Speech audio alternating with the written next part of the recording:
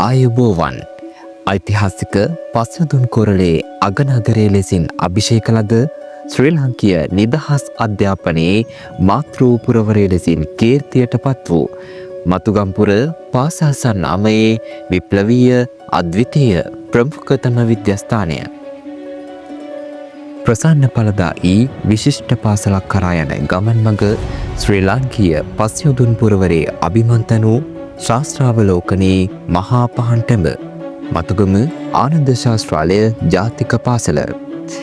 ජාතික හා ජාත්‍යන්තර තලයේ විද්‍යාධරයන් රැසක් බිහි කරලීමට මාතෘත්වය ලබා දෙමින් සිය දහස් ගණනින් නොව දසදහස් ගණනින් වූත් දක්ෂ නොව අතිදක්ෂ වූත් චරිතවත් නොව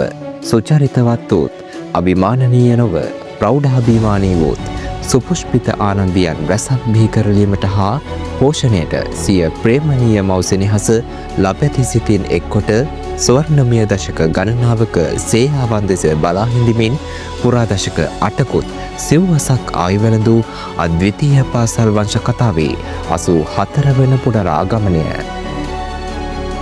පස්වැදුනට ඓතිහාසික මතුගම්පුරවරයට ඓතිහාසික සමාරම්භයක් සනිටුහන් කරමින් 20 වන සියවසේ මැද භාගයේදී දසදහස් ගණනින් වූ සිසු දරුවන්ට net පැහැදීම උදෙසා සිය මහරගූ වස්තුව දාන පාරමිතාවක් කරමින්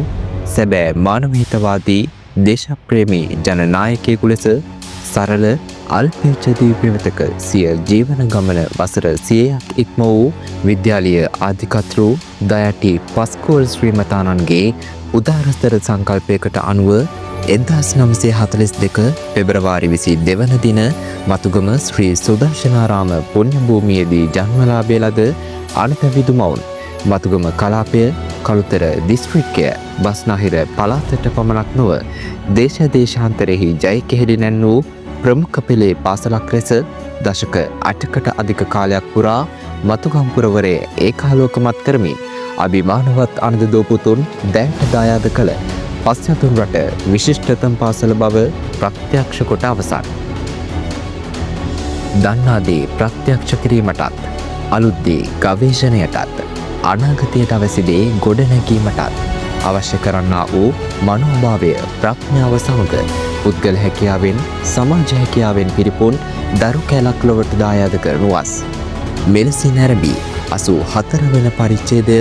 ආනන්දීය වංශ කතාවේ රන් අකුරින් ලියවීමට මෙතෙන් පටන් සූදානම්.